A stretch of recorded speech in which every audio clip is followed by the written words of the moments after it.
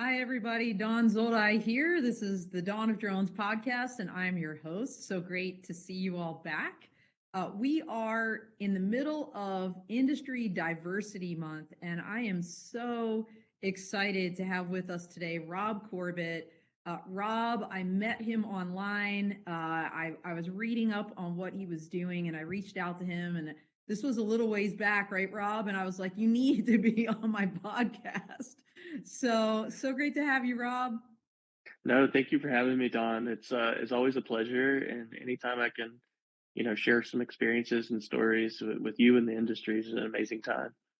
Well, I also wanted to thank Volatus Aerospace, right? Because Rob is actually the third Volatus Aerospace Above and Beyond series guest, and they've philanthropically sponsored a whole host of folks across the year of this podcast, folks like Rob that are doing incredible things, just like Volatus is.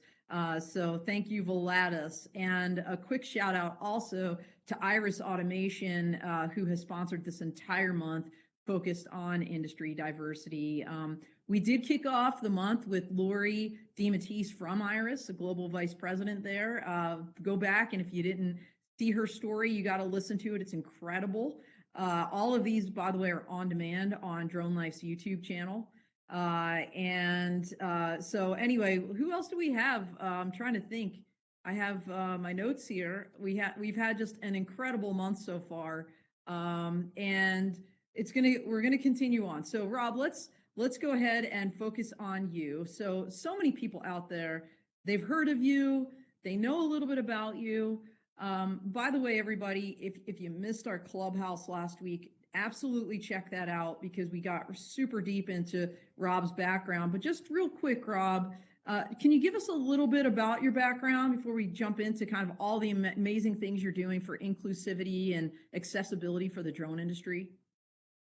Sure. I started my career in the United States Air Force, and I spent 10 and a half years, traveling the world as a special agent with the Air Force Office of Special Investigations, where we conducted criminal and counterintelligence investigations, full spectrum with all 96 agencies around the world.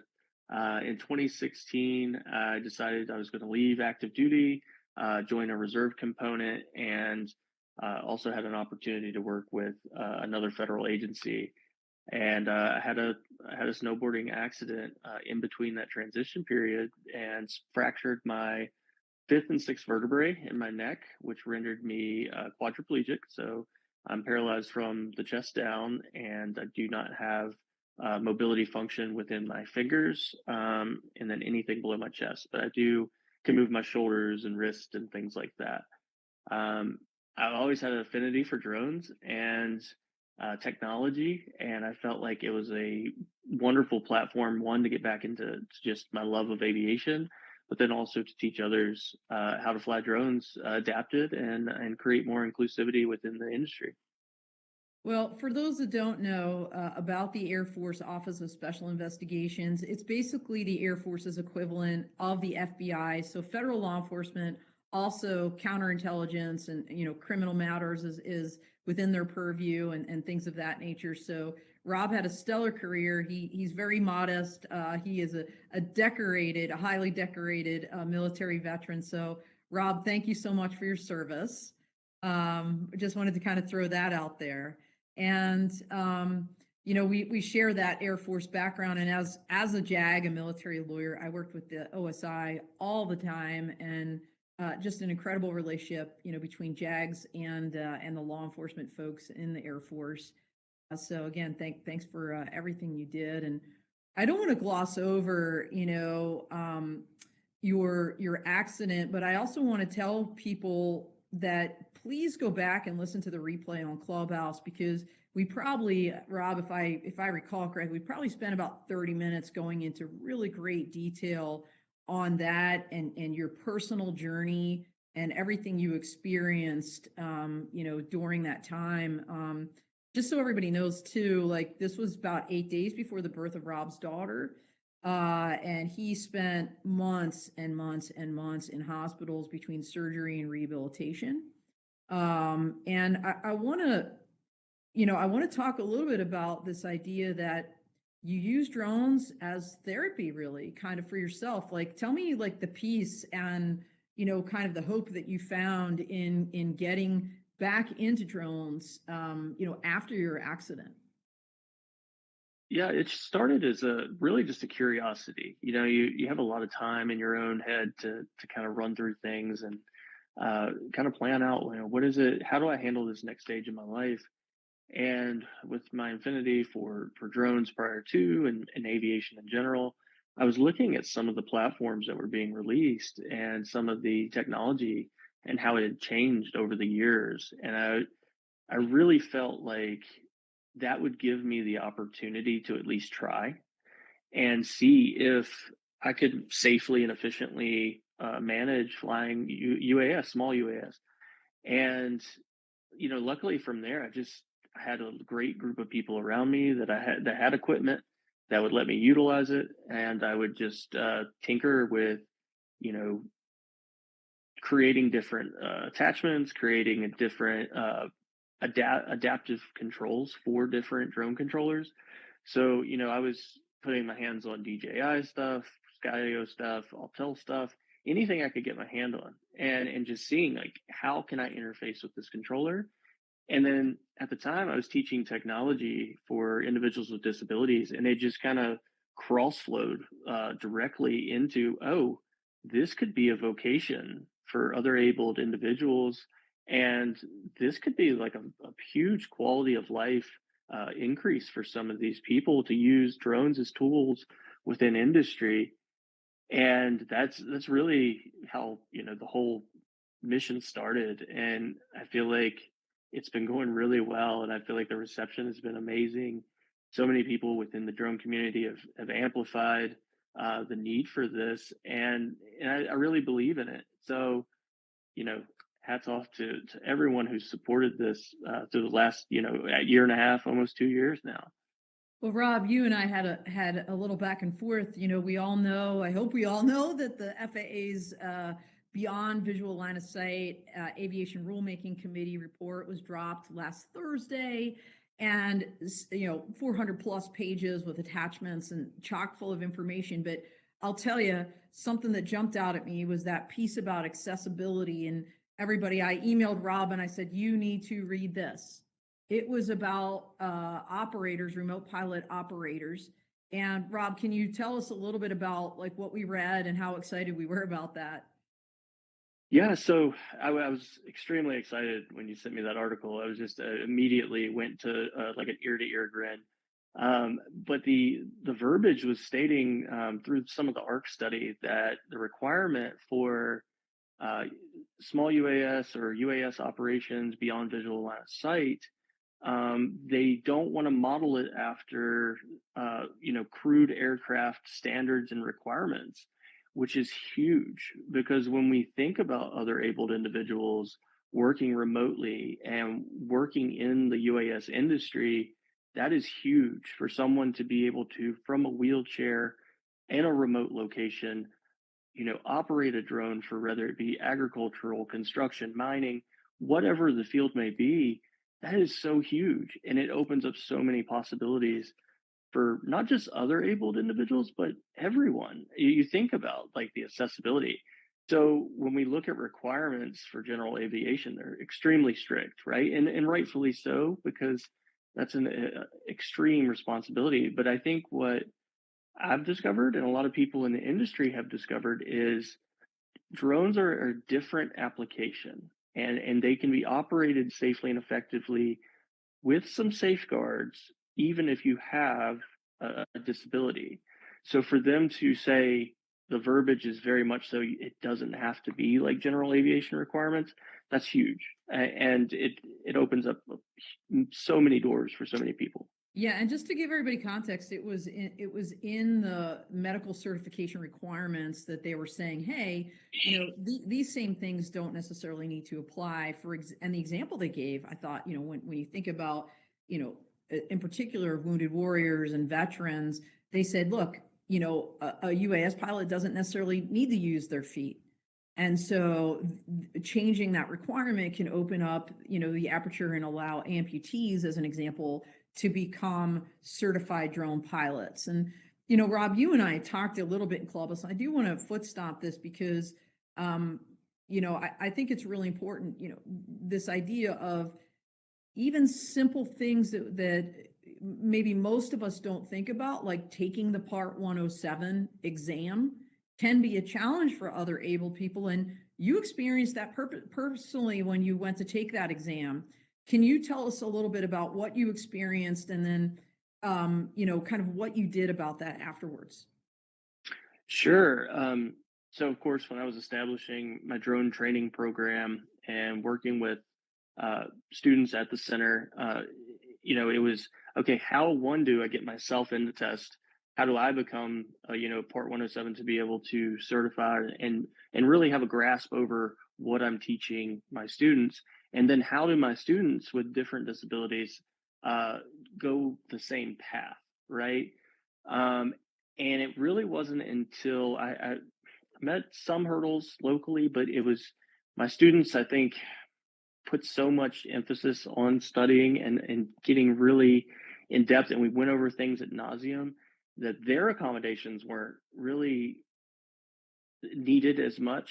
But for myself, if you put a paperback book in front of me or a pamphlet like the Airman's Manual, and you're asking me to switch between pages and going over charts and things, and I only have a certain amount of time to do that, I struggle with it because I don't have the use of my fingers, and I'm trying to just go back and forth with pages, and it's so frustrating. You lose track of uh, where you're at. What was the question. What you really get flustered, and it takes away from really just conveying your knowledge and passing it and being successful.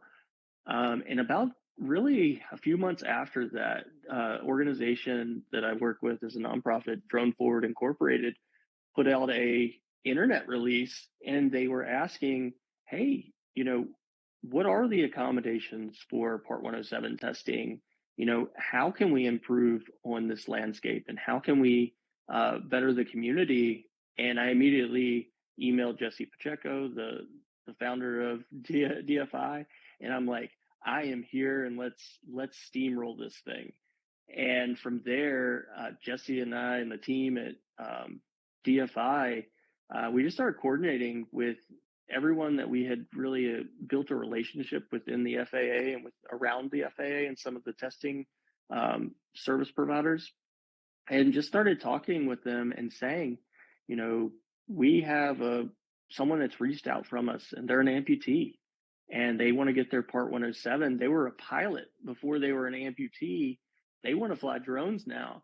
Or, we have people who were college grads at very high level working in the industry, but can't get their Part 107 because the they're not being accommodated like they were in college, right? So one example, we had a individual reach out. He was a UC Berkeley grad that's been working in LiDAR for a few years now, wants to get his Part 107 because it behooves him to move up into his positions at work and to try different equipment and to get, you know, career building, but always been one question away. Yeah, So we look.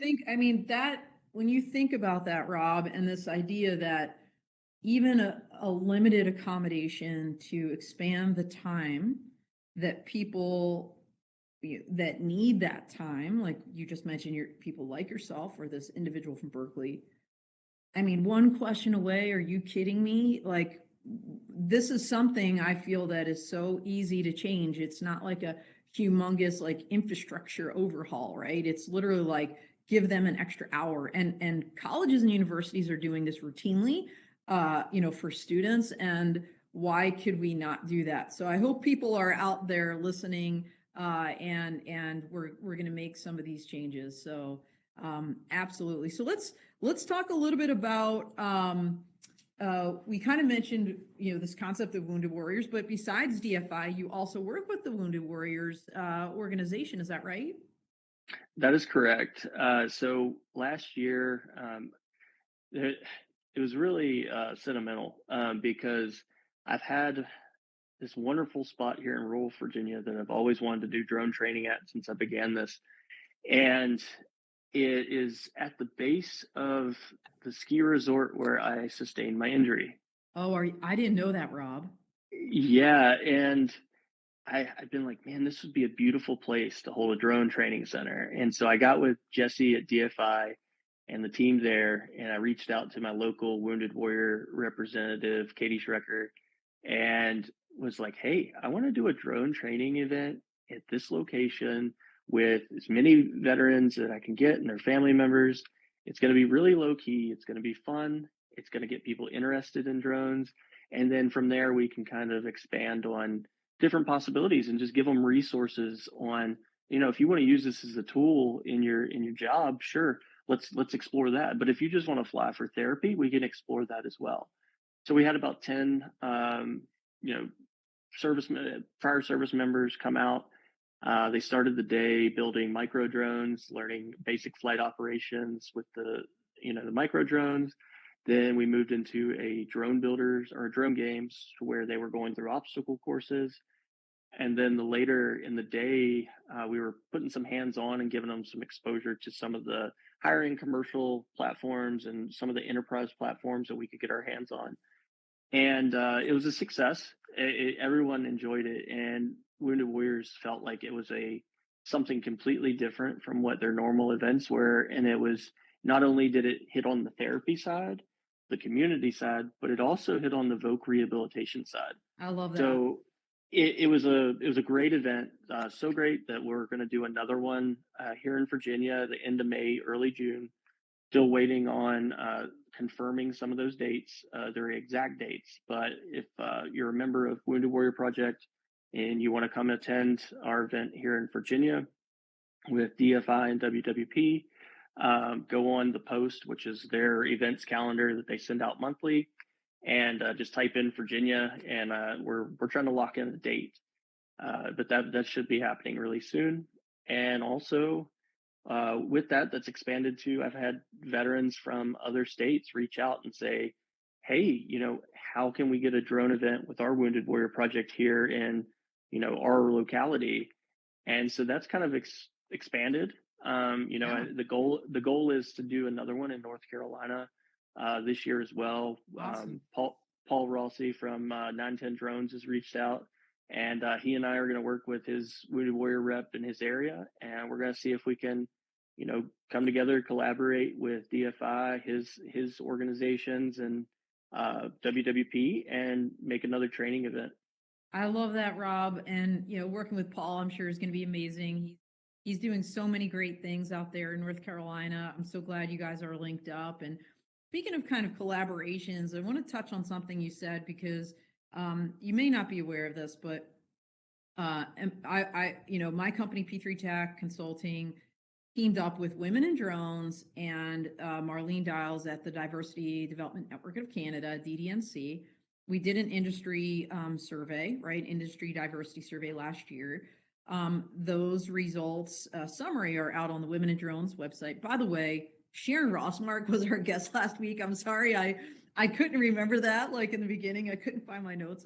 I'm here, by the way, at Carasoft headquarters in Reston, Virginia. So I'm not in my basement with my normal like setup here. A little bit off kilter there for a second, but getting back to that, we're going to be doing a talk with the Know Before You Fly Your Drones workshop in Texas, April 2nd, Saturday, where Marlene and myself and Sharon are going to talk a little bit more deeply about those results. But I'll just tell you now, Rob, and it doesn't surprise me, given everything I'm learning from you.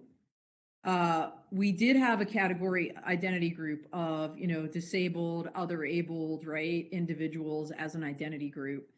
And what we found was that group is very poorly represented overall, for sure in leadership. Now, there were, if I recall correctly, at the worker level, maybe a larger amount than you'd realize. I'm going to have to go back and look at that now that we're talking about it. But with the challenges that you mentioned between not only just the testing aspect of Part 107, but the equipment and the fact that you had to modify that. I want to talk about that So, because there's so many folks that dial in here that are like, in the industry that are drone pilots, remote pilots. Um, what did you have to do to modify your controller? I recall something about a 3D printer. Yeah, so initially, and of course, my functionality since beginning my journey flying drones has actually improved. And I don't know if it's just that cognitive neuro function of doing something repetitive. But initially, I had to 3D print some really just some buildups on toggles to where I could, successfully manipulate the controls, the aft and yaw and everything, and be able to truly have control of the controller. But how I fly is a little different because I can't hold the controller per se, but I fly with the controller in my lap or tethered to my lap. And initially, I was using 3D built up just clip on extensions over the toggles that made it a little bit easier for me to manipulate. They had some grooves that were 3D printed into them to where I could grab different corners with my digits and pull and go back and forth with buttons like the roll wheel on a drone controller to adjust, zoom or whatever the function set up for. I created a little 3D printed small teeth um, rocker arm that I could just bump back and forth to change that, and also too with some of the top button functions. Just some clip-on extensions that I was taking, and just I was able to bump at a distance, and it gave enough pressure to where I could engage the button. So nothing I was doing was reinventing the wheel. It was taking what was in front of me and how do I adapt it for my needs. And I was lucky enough because I was teaching technology and I had access to a 3D printer at that time that I could print things and just try different adaptations. And so, you know, now I can quasi fly without any modifications, some very small modifications, as long as I have my controller propped up at an angle and it's secure. I've learned how to manipulate the controls a lot more efficiently without that. But I still, on some applications, if I'm doing anything that requires tons and tons of effort and switching between functions, I'll put the adaptations back on just to be, additionally with safety, but it really boils down to efficiency as well. Wow, that's absolutely incredible. And you mentioned Rob, that there's like a therapy aspect to this, and obviously when you go out and you teach others, like whether wounded warriors or otherwise, there's a community aspect to this, and then there's a vocational kind of rehab aspect. Let's talk about vocation because it's been now several years since your accident, and um, you know we have big news, right? So this is going to be the breaking news part of the Dawn of Drones podcast. You just recently got an offer of employment for this is the first this is like your first like employment, right? Since the accident? Like official Not other for, than like yeah, working with so many other groups. yeah. So other than my vocational rehabilitation instructor position, which I left because they had discontinued the drone training program, and I wanted to follow my heart in what I felt with the technology and what it could do to increase quality of life for others. So I spent the last year, working with, nonprofits and organizations to try to advocate for other abled individuals, and just so grateful for the team at Drone Deploy because I recently just accepted a position at Drone Deploy, working with the product support team, Desiree Gregory and her team, and I really look forward to integrating within the company, learning more about Drone Deploy and what it has to offer, and really just be a contributing member to a team within the industry. Because I think that's huge. We can advocate and work, you know, remotely and really come up with some great solutions that not only help the community as a whole, but also I'm a voice on the inside now for other abled individuals to say this could be a career path to stick with in the drone community. Well, congratulations and good on Drone Deploy. And I'm so excited for what you're going to do there. Just having that ability to continue making a difference through a company, I think is going to be absolutely amazing. So you heard it first here, everybody. So that's Yeah. really, really cool. And we were talking about this before we went online. This is going to be maybe the one of the times you get on a commercial flight. Yeah, so through this opportunity, there's some events that are happening at the San Francisco headquarters for Drone Deploy. So I've been asked to come visit, the headquarters and partake in the events. And in that, I've yet to in 5 years flown on a commercial aircraft with my wheelchair for any amount of time. I've been in Cessnas, locally to where a friend gets me into the cabin and my wheelchair's there when I land. So this will be the first overtaking in commercial aviation and first adventure with my wheelchair. So I'm excited for this adventure, but I'm also, I'm terrified of it because commercial aviation has a history of, from 2019 to 2020, there were over 14,000 wheelchairs that were lost, damaged, or considered completely inoperable through airline travel. And the last 2 years, from 21 to 22, it's trending even, and the numbers are trending even higher so far. That is awful, Rob. I did not know that. And I mean, that's just like, I can't even imagine if you were on a commercial flight and you get off and then you don't have a means to like basically to be mobile in any way because they've damaged or lost your wheelchair. I mean, wow. So I could see why you'd be worried, but yeah, so many things when you think about accessibility, not just in the drone arena, right? Just in general aviation and kind of society in general. We were talking about that before we got on here. Something that really needs to change for sure. I want to talk for a second, Rob, about some of the other work you're doing. And we, I think, had mentioned Drone Forward, and I think it was with Drone Forward. So correct me if I'm wrong. This is a little Wayback Machine because you and I had talked before Veterans Day last year for an interview. By the way, everybody, if you didn't see the article I wrote about Rob for Veterans Day, go back and check that out on DroneLife. But it was during that time that you were telling me about a really cool initiative with Skydio, and I think with Drone Forward, but I could be wrong, where there was maybe a drone giveaway or a contest. Sure. Another organization that I kind of advise on and haven't done as much recently, but I'm still, they're in my mind. But Wounded Eagle UAS, they partnered with Skydio last year, and they also combined with the International Order of the Purple Heart Foundation, and they gave away, I want to say, 5 Skydio kits to veterans that were going to, they had to write an essay. And Mira Marquez was the kind of the brainchild on Skydio's end. Yeah, she's awesome. I love Mira. She was on the podcast this time last year during Diversity Month.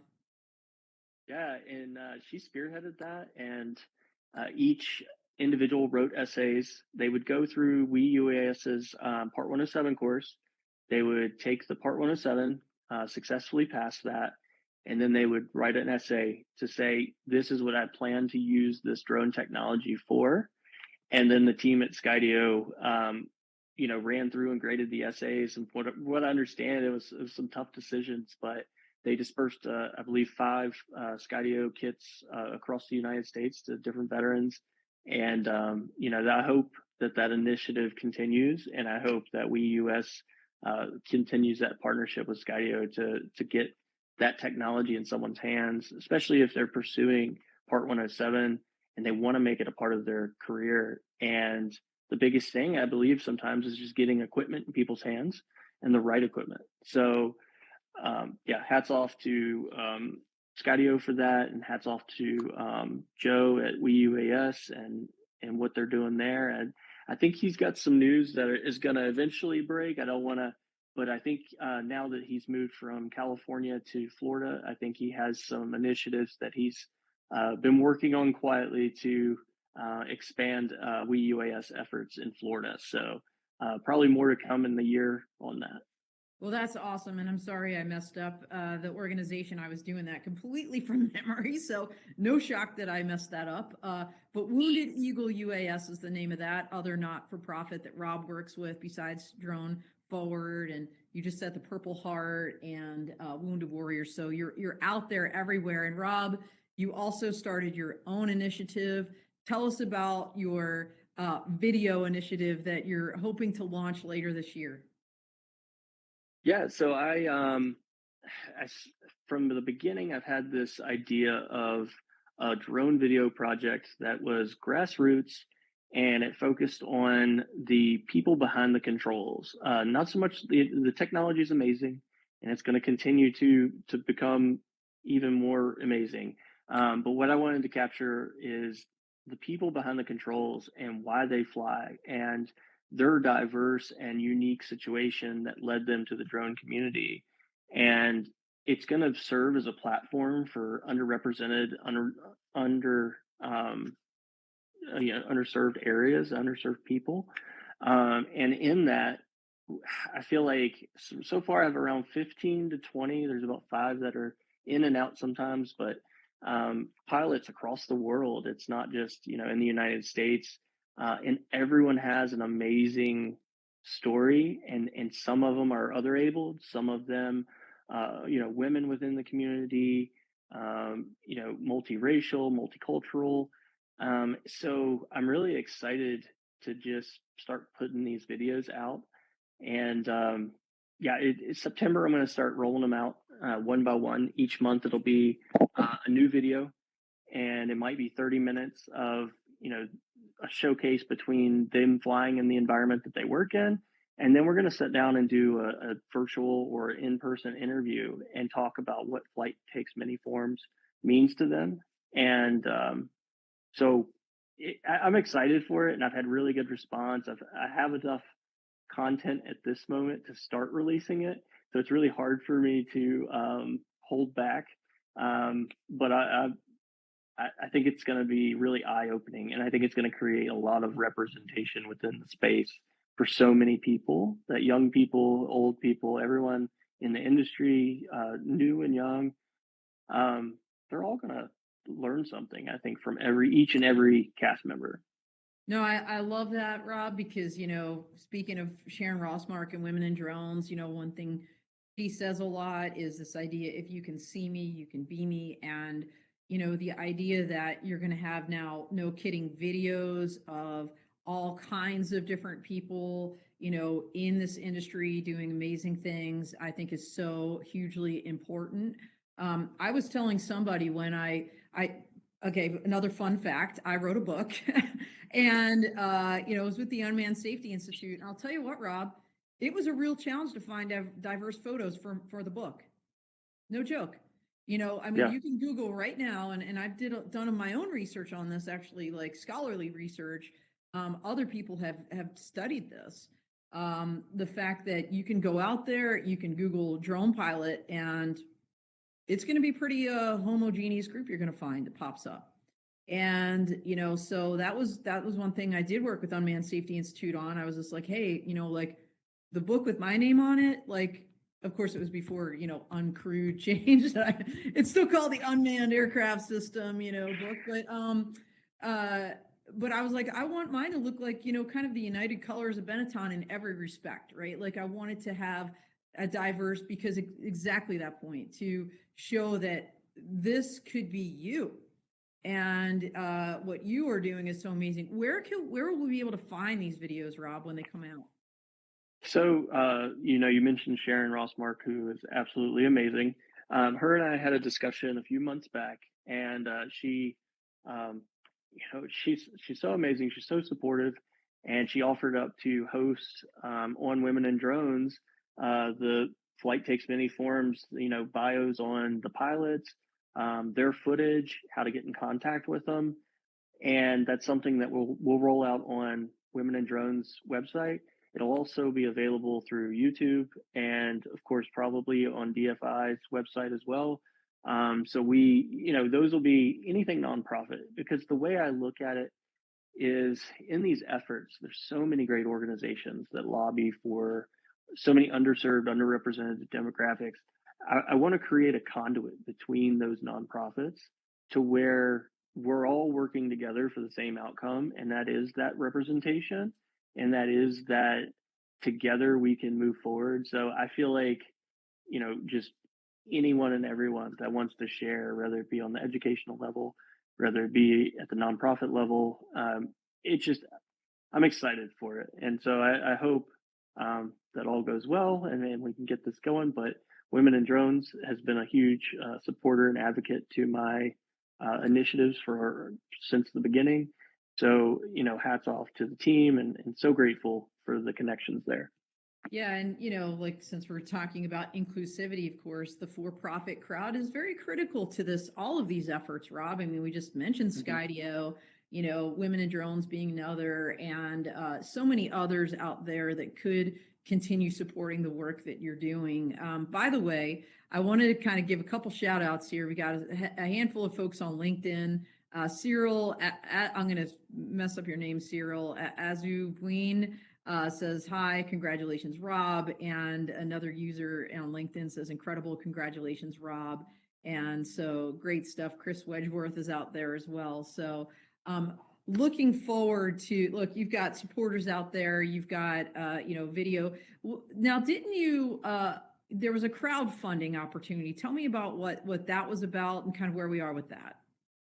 So initially, I kicked off a Kickstarter crowdfunding campaign to see if I could generate some revenue. That way, we could make sure that all the cast members had appropriate equipment, to make sure that we could pay for editing services and different things throughout the project. And it was some great support in some ways, and a lot of people put eyes on it. It didn't meet funding, but that's okay because I feel like it's all grassroots anyway, and it's collaborative between every member. So, we're going to look at every clip and say, that person has total 100 creative design over what they want to do with it. And so I think within the community of cast members, we might be able to subsidize equipment costs. We might be able to subsidize some editing and some things like that. Not that it'd be out of pocket, but I think there's enough experience there that we can work together to kind of create and meld everyone's story together. So, I'm always looking for support, always looking for any equipment support because I do have some cast members that need some equipment. Um, Looking for any editing support is huge. So, however that comes or materializes, I'm very grateful, and I'm sure the cast would be too. But we're going to press forward regardless, and we're going to make it happen. I set it in my mind that regardless of the barriers, and I do this with pretty much everything. If you haven't got the gist yet, is we're going to make it happen regardless. So it would be nice, and it would be great for cast members to have optimal everything that they need and or optimal editing and things.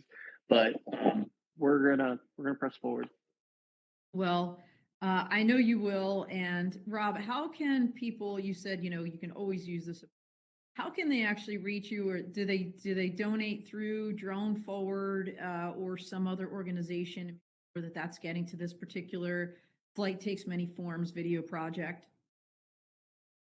So I haven't quite established a conduit for that yet, which is Well, we need really to. lax. I know, which is really lax on my part, and I'll take the heat on that.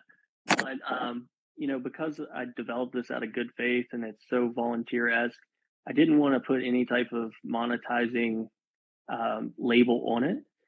So I don't know. I kind of kept it that way for a reason of, if we get temporary equipment or we get some editing and things like that, that's, positive. So on I think my link for my link tree, which is all my socials, so you can reach me on LinkedIn, Twitter, YouTube.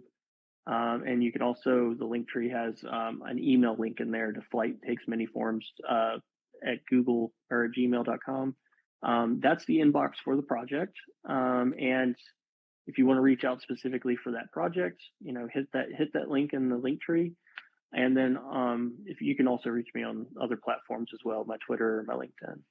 All right, awesome. Well, look, so many amazing things coming up this year between your new gig at Drone Deploy and Flight Takes Many Forms, and this Wounded Warriors continued events that you're putting on, Rob. What else can we expect from you in 2022? Because you keep rocking it.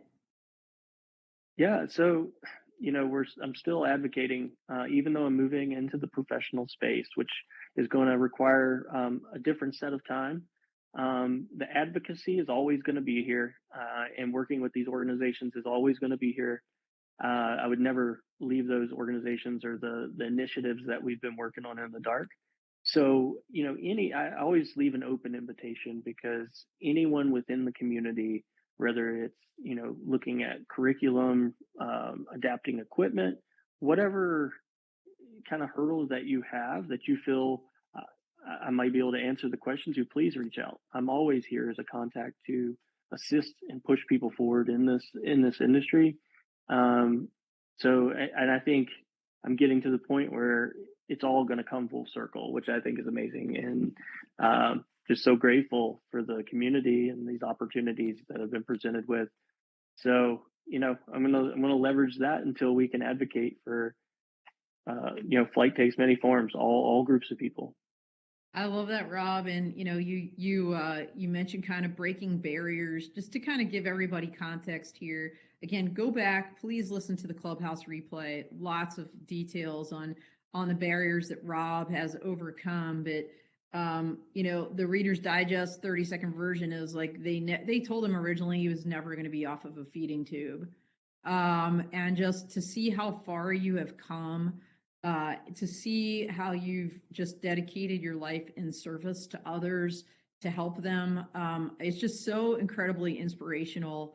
Oh, by the way, Chris Wedgeworth agrees. He says, keep up the great work, Bud. Drone people are the best. So, and it behooves all of us to include all of us. I think Rob is a perfect example of that. So we're getting close to our closing time here, Rob. I know you have a vision for a better future, and I'd love to maybe end with something from you, giving you an opportunity to kind of to let us know, like what is that vision for the future that you would love to see? Sure. There's so many great things that have happened. I think we're moving in the right direction. And when I speak with the air mobility crowd and the urban air mobility, I've done some talks with Flight Crowd and the team there. And I believe that drones and UAM have this ability to change the narrative for so many people where general aviation and commercial aviation had left off. When we talk about requirements and we talk about how, you know, thin line that is to become a pilot in those realms, or we talk about air transportation. So, I speak to young engineers, young drone pilots, young people in AAM and say, like, listen to the consumers, and your consumers aren't just what you see on a day in and day out basis, right? Have the conversation with the people with disabilities, have the conversation with people from different backgrounds, cultures, wherever geographically in the world they are, and learn how you can create things more universally, because the more universal you are, if it helps me, it benefits everyone. So, that's really the biggest takeaway that I try to really send home, is that we're not reinventing a wheel, but if we include everyone, then everyone wins, and you start building barriers. That's where, we run into these roadblocks. We run into some of these niche areas where only certain people are doing certain things. And I'm all about collaboration. I'm all about everyone winning from it. So have the conversation. Research and development is huge. So make sure you're talking to other able people, and you're reaching out to different demographics to develop your technologies. Yeah, absolutely. That's a great point. We did mention also in Clubhouse this idea there's so much R&D going on. How much of it is involving, accessibility for all types of people?